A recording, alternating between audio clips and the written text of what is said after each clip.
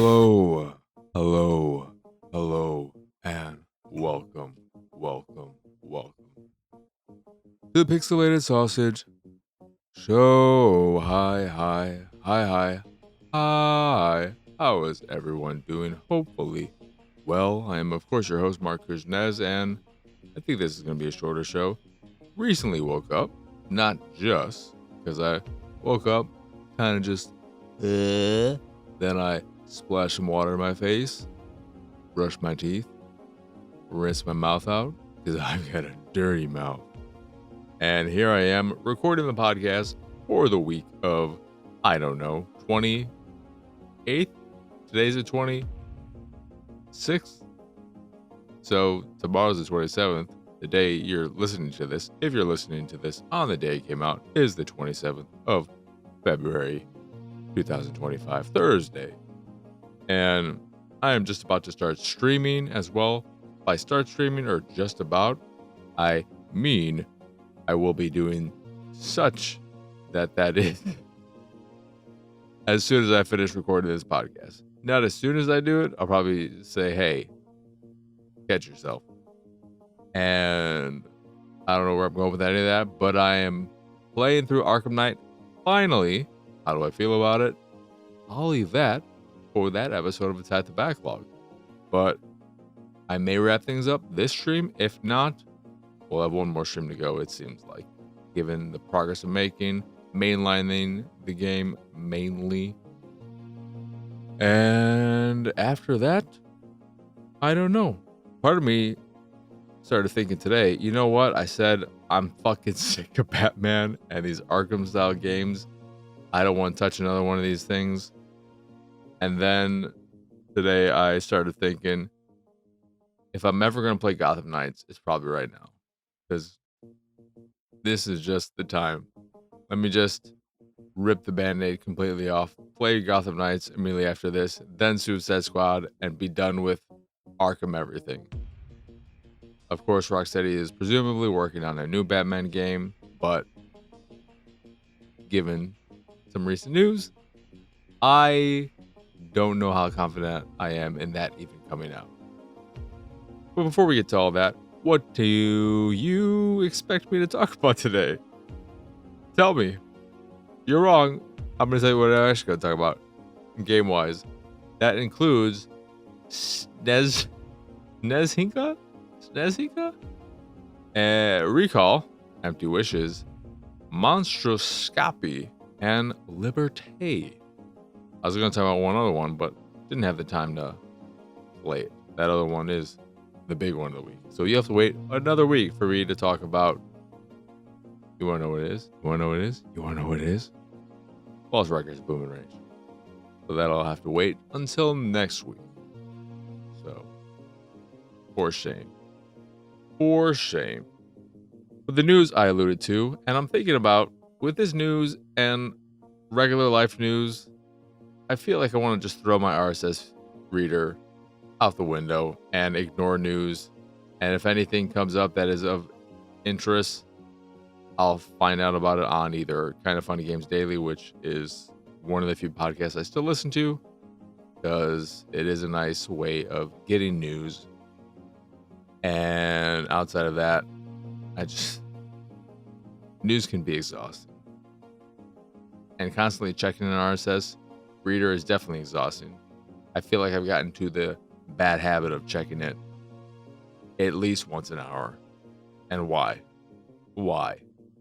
What am I getting out of this news? Most of it just brings me sadness, anxiety, uncomfortableness. I don't need that. I don't need more of that, at least. But the big news of this week is, of course, Warner Brothers canceling the Wonder Woman game and closing 3 studios. I can't remember the 3 studios. One, of course, is Monolith Productions, which is the heartbreaking one of it all. I mean, it's all heartbreaking, but for me, I have a lot of love for Monolith, but also, what was it, Fire something Games, the studio that made Multiverses, which isn't super surprising given the failure that game was, and that was their only game. They were recently acquired by Warner Brothers, I think just 7 months ago, hoping that Multiverses would be a success. That's why you would acquire them in that way, you would assume. But one other studio as well, maybe it was a mobile-based studio, I'm not sure. But that leaves Warner Brothers with Rocksteady, NetherRealm, and then was it Avalanche that made the Hogwarts Legacy game? Can't remember the studio that made that. But Avalanche is still, it's a Warner Brothers studio, correct? But that's all that's there. And of course, they're not going to cancel the studio or close the studio that made Hogwarts Legacy. They're working on Hogwarts Legacy 2, presumably. That game sold incredibly well, surprisingly well. I believe, unless numbers were changed at the last second, I'm pretty sure that is one of the rare few games to actually beat Call of Duty as the top seller of the year it came out, which is a hell of a feat, if true, if accurate. But then, of course, Rocksteady, like I said, supposedly starting work on a new Batman game, whether that is just more Batman Arkham something or other, or a Batman game based on whatever the new not DCU, that's the MMO, the new DC EU, the movie, just the DC universe, if they're working on something that falls more in line with that. And then NetherRealm, Mortal Kombat next, or maybe another crossover type game. I don't know if NetherRealm has done stuff. They just do the fighting games, right? I don't think they've ventured outside of that anytime recently, at least. They did do Shaolin Monks many, many, many years ago, which was very, very good. That's it. And you look at Warner Brothers Interactive and you think to yourself, why are you even bothering? Why not just try and find someone to buy the Hogwarts Legacy studio? They continue making it. You reap the rewards of just having your IP out there, and you don't have to deal with any crap, because outside of that, it feels like Mortal Kombat's on the decline. There is still a sequel movie happening, I think, but I don't believe people were as happy with this most recent one, and maybe it's because of microtransaction stuff. I can't remember the discourse around that game. And then, of course, Suicide Squad was a massive failure, and who knows how long it'll take them to put out a new Batman game. But the closures, the one that hurts a lot for me is Monolith, because Monolith is one of my favorite studios of all time. They're a top 10 for me, probably. I would have to think about it, because I don't know how my top 10 or top 5 would play out, really, because there are a lot of games that are my favorite that I just don't know. For instance, Deus Ex. I love Deus Ex. I love Invisible War. Did Iron Storm, was that the studio that made Deus Ex, or was that just an Eidos game, and then Iron Storm broke off of the majority of people who did that, went on to make that studio and then make the sequel? Because if Iron Storm is the studio name-wise that made Deus Ex and Invisible War, they're in my top 10, probably, because I adore those games. And then you have Chronicles of Riddick, which is, what was the name of the studio? Because now that's, for all intents and purposes, the Wolfenstein studio. Not Irrational. I mean, Irrational is Bioshock, and Bioshock I loved, but I didn't love Bioshock Infinite, so I can't really put Bioshock or Irrational as a top studio for me, based off of my second favorite game of all time. Obviously, number 1, Remedy. Number 2, Kojima Productions. Number 3, probably Bethesda. because I do love Elder Scrolls and I enjoyed Fallout quite a bit, so there's quite a bit there for me. And if I end up liking Starfield when I get around to that, that's just more fuel for that fire. But Monolith they have to be in the top 10 because Fear, incredible series. Condemned, incredible series. The Mordor games, incredible series. Or the Middle Earth games, because the first one was Shadow of Mordor, the second one was Shadow of War. They're a studio that has made some super I think one of the things about Monolith that is special as well is just the fact that from a gameplay design standpoint, they constantly felt like they were on the cutting edge of the way you interact with AI, especially. And you think of the Fair and the Mordor or the Middle Earth games. They felt like they were always making something special. And I was trying to think of the most recent similar studio closure, and the closest one I could think of is Volition when they went under. Who, if you don't remember who Volition is, well, one thing with Volition was they're local. They're an Illinois-based studio, which was always kind of special to me as a Chicagoan. But they're the makers of Red Faction and Saints Row. I love Red Faction 1. That was my Half-Life growing up. I love Guerrilla, but I also really like 2. Armageddon, not so much. And then Saints Row, loved 1, 2, and 3. Especially loved 2. 4 was weird, but still fun to play. Just it didn't feel Saints Row-y really because it turned into Crackdown.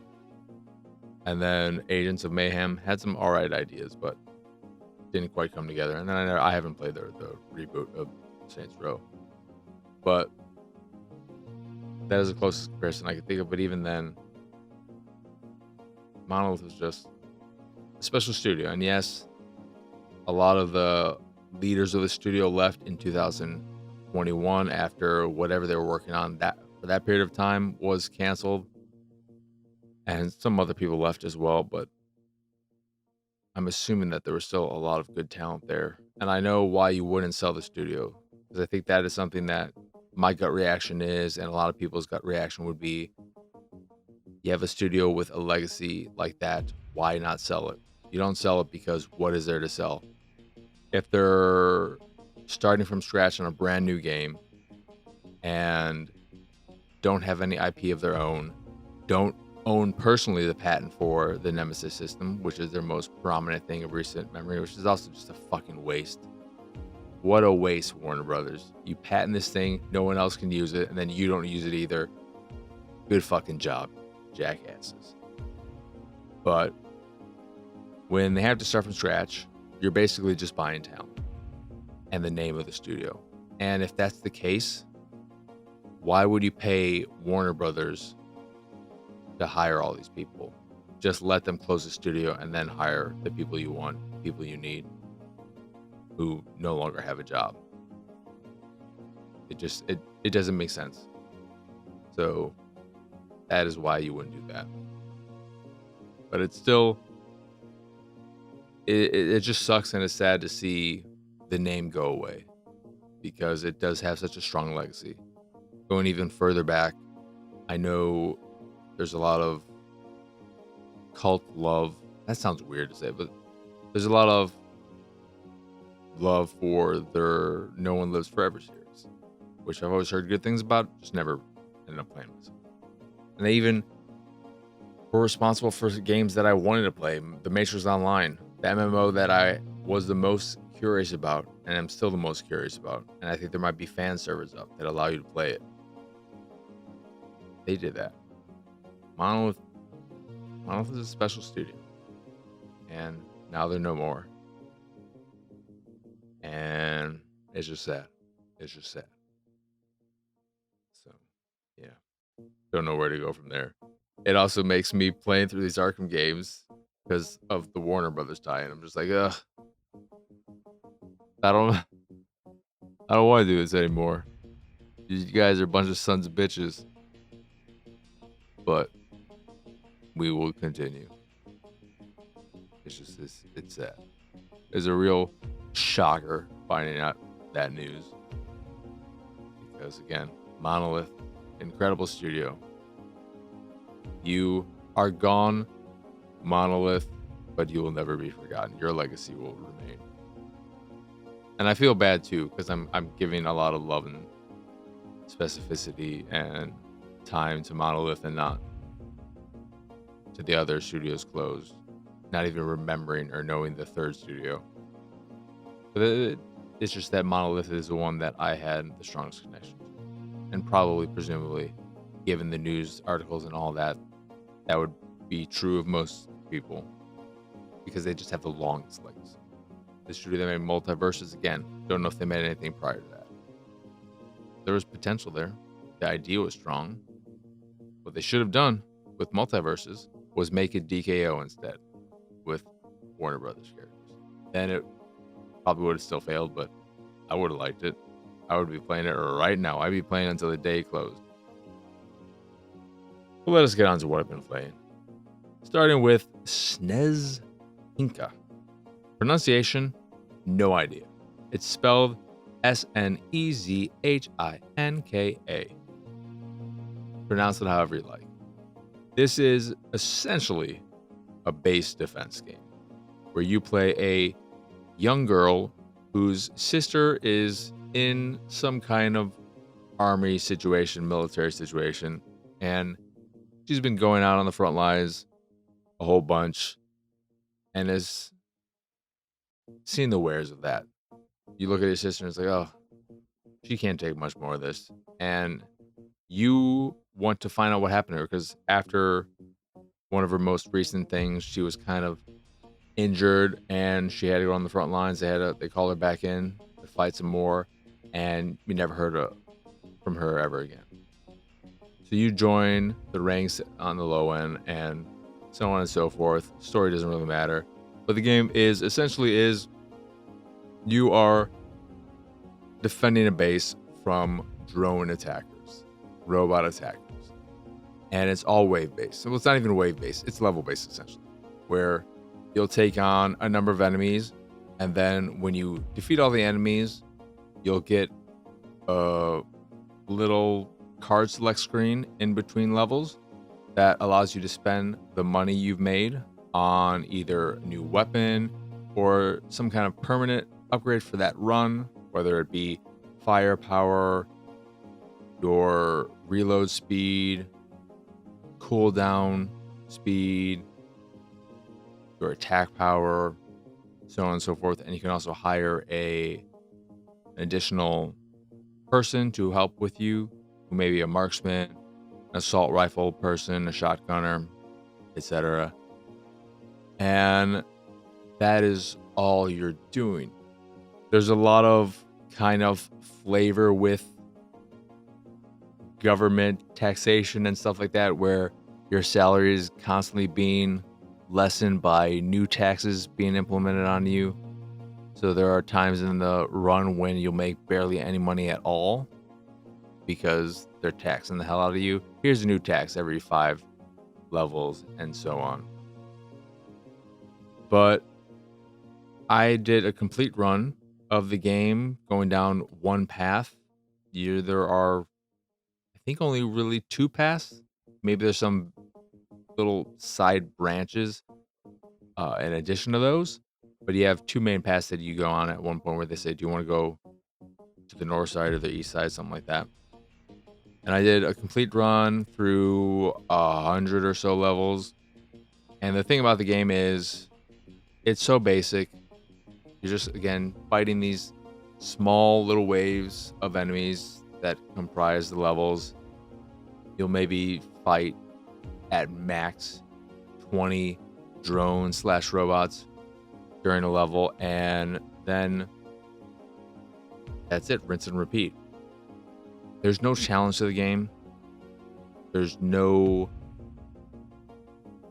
difficulty whatsoever. I don't think there's a difficulty setting. So I had no problem getting through the game my first go.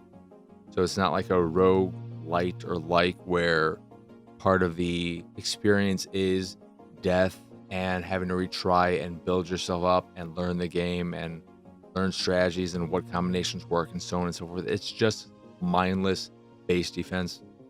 At first, defending a stationary kind of like warehouse situation, then being on a tank that is moving forward a little bit, and then eventually, at least in the path I went down, getting fired from my job and having to defend a burnt out building with my fellow compatriot. But it's not fun. It's boring gameplay, in part because there is no challenge to it. And I was on autopilot almost immediately. I started skipping the story, got through the game. Control wise, it's fine. Your animation for walking is a little funky. It looks very weird and unnatural. The game itself, though, visually, not much to remember. It doesn't stand out. It's very muted, and enemy design wise, it's very basic, droney, robot-y things that, again, pose no challenge. Have a handful of boss fights. None of them are memorable or challenging. They're just bullet sponges as opposed to the regular enemies. And yeah, there's just not really anything to it. You don't have to worry about the money. Even when you are getting taxed out of the wazoo, it doesn't matter. Because you'll always have, unless you're always going after the expensive items or constantly changing your weapon.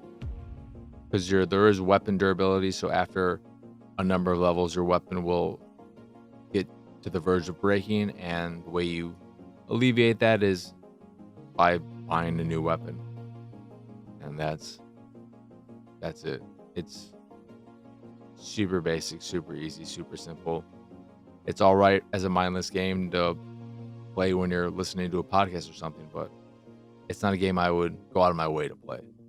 If you see it on sale and you think it looks interesting, it's not bad. It plays fine. It's whatever. It's just, there's nothing about it that stands out. It's a game I will forget I even played next week. It's that kind of vibe. But that is, again, Snezhinka. Snezhinka. Then we have Recall Empty Wishes, which is a adventure game with light point and click adventure puzzly type things, but very, very basic, very, very linear-ish, where you don't really have to think about any of it, but you'll pick up stuff every now and again and interact with people or things and complete the lightest of light puzzles while doing a lot of story stuff. And I played about an hour and a half of it, and the story just wasn't grabbing me. It opens with you next to your brother, I believe, hanging, and it quickly sends you back to your house. You're setting up the birthday party for your brother, and then things go a little weird. Things get a little weird as you jump into some kind of other realm, and then you're going through memories, recalling them, presumably, to figure out what happened, because I believe your brother went missing, and then you are going through these memories, and there's dark elements. Your mother was drinking, your father died, went away, and it was never really scary. It didn't get me on an atmospheric level, and just the story itself never got its hooks in me in that first hour and a half. And if it doesn't do that in a game that is clearly 100% story based, I don't see a point in continuing. Really, when your entire game is dependent on the story, you got to get your hooks on me in that first hour. I was just going to say really soon, but for me at least, you got an hour to get at least one hook in me, something that makes me want to continue on. If not, there's too much out there. There are too many games to play, and that number is only increasing every friggin' hour, it feels like at this point, the rate of games coming out. I don't know, it didn't grab me. When you get into this other realm, you find phone numbers and you use them to go inside paintings and recall these memories. Did the first one, got to the second one. I was just like, I don't really care. I don't care to find out what happened, to learn about this mystery. No, that and like I said, gameplay wise, there's nothing really to it. The point and click adventure stuff of it is as simple as you go into a room, you find something, you grab it, you just interact with everything that you can interact with. You grab something and then you'll use it on something else down the line. There's no real thinking, oh, how do I go my inventory and I'm going to combine this and that? You don't have to do any inventory looking at it or inventory management. You just pick up everything and then you'll eventually interact with something else that says, hey, do you want to use this one item that is the only thing you can use here? Yes. Okay, fine. Well, let's progress the story. That is going to recall empty wishes. Mostroscopy, if that's how you pronounce that. Mostroscopy is a fighting game with cell shady-ish comic-y art that is way over stylized. Doesn't feel particularly good. Has some weird visual jank to it where the background in some cases experiences a lot of flickering and is really easy when you put the difficulty down to the lowest. The enemy barely even moves and it's just kind of like, well, okay, what the fuck point is this? And then on the hardest difficulty, the enemy AI is a cheese factory that just spams the same attacks and does the same exact 1-2 hit combos. There's no such a thing as a one-hit combo. But it's also weird that the game defaulted to being on the hardest difficulty. Because I was getting cheesed by this AI and I thought to myself, this fucking sucks. I don't like this. And then I saw there was a difficulty setting in the options menu and it was at very hard or whatever their wording was. And I said to myself, what the fuck is this? Who do you think I am? I wish I knew any fighting esports person's name by heart. I don't. There's Sonic. Sonic's the one, right? The furry one. Is that what he went by? I'm not Sonic. Well, I'm not either Sonic. I'm not Sonic the Hedgehog or Sonic the Fighter. Sonic the Fighter was a game, so that doesn't work. But visually, it's overwhelming with its style in a negative way. There's no adjusting it. And gameplay wise, it doesn't feel good. It doesn't feel inherently bad, but it's very basic, very light on the combat and the number of combos and how you can play it. And it looks like a I don't want to say dumbed down. The game it most closely resembles to me is Marvel versus Capcom. Was it Infinite? The one with the visual style no one likes, and there was that fan thing going on, fan mod. But it looks like that, but a budget ass version of that. With just over stylization, oppressing colors, and layers of filters that just make it very unpleasant to look at. So that is Mostroscopy. And then Liberté is a Diablo-ish like, kind of a closer in isometric action RPG game with a card-based system that is kind of interesting. You're going on these runs. There's a roguelite like nature to it. where you're doing these runs. If you die, you start over. And when you're on these runs, after each level up, when you level up, you'll get a handful of cards that go into your deck, and you can build out your deck how you want when you start new runs and as you obtain new cards. And the way the system works is that to play a card, you first have to sacrifice some other cards. So you'll have, as you're leveling up, the amount of things you can burn out will increase as well, but you'll destroy a card that maybe utilizes or needs 3 points to activate. And when you destroy it, then you get those 3 points to use to activate other cards. And these cards are as simple as increasing attack power or being a healing item, or more complicated in the sense that they'll give you new moves and new powers that you can use. It's a coolish system, but I quickly fell on the same things. I really liked having a ranged weapon in addition to my basic attack. The problem with the game, one, it is very talky to start off, so you're getting a lot of story to start things.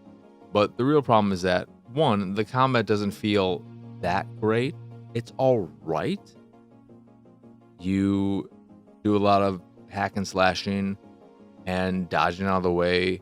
Enemies will usually telegraph their attack with some kind of red on-screen indicator that I would most compare, if anyone's played the Cat Quest games, at least in Cat Quest 2, where an enemy that might rush at you, they'll have a little red bar that comes out of their person and goes in the direction they're going to attack in.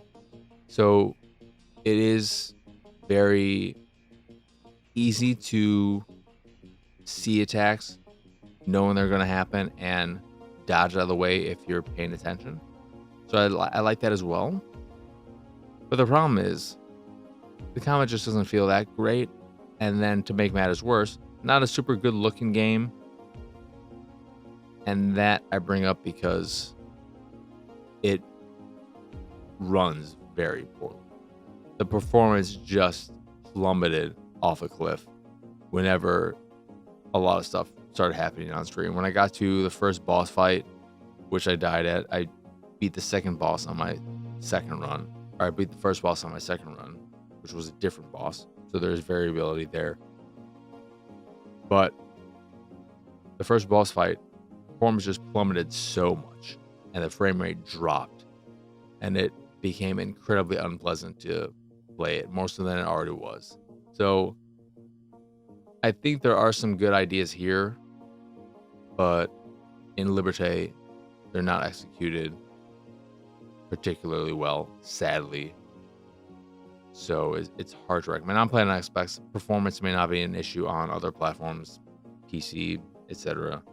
But on Xbox, at least, it could use some optimization. And with that, become at least playable, but still not the most interesting thing. When I was going through these levels, there's not a whole lot to venture off and explore, so it does also feel quite linear in that sense. That is Liberté. So yeah, that is going to do it for this here episode of the Pixelated Sausage Show. Once again, I am Marcus Nez. Y'all can find me pretty much everywhere at PX Sausage. If you enjoy this here show or any of the stuff I do and what have you, you can support me and my nonsense over at patreon.com/PXS. In addition to the Patreon, you can find links to the site, the YouTube, the Discord. What am I doing? No. Patreon. If you like the show, patreon.com/PXS. There, where you can get access there to a monthly Q&A, the occasional watch party, a private Discord channel, along with some fancy Discord roles, and the random drop on the Patreon here or there, depending on your tier, of course. That is again patreon.com/PXS. In addition to the Patreon, you can find links to the site, the YouTube, the Discord, the Twitch, and so much more over at pxsausage.com. See, now we're finally there. That is again the letter P, the letter X, sausage.com. But that is it. That is all. As always, thank you for watching or listening. I hope you enjoyed this here episode, and I hope you have both a wonderful rest of your day, a lovely rest of your week, and a wonderful weekend. But for now, adios. Arrivederci. Bye bye. It's go time. Go daddy.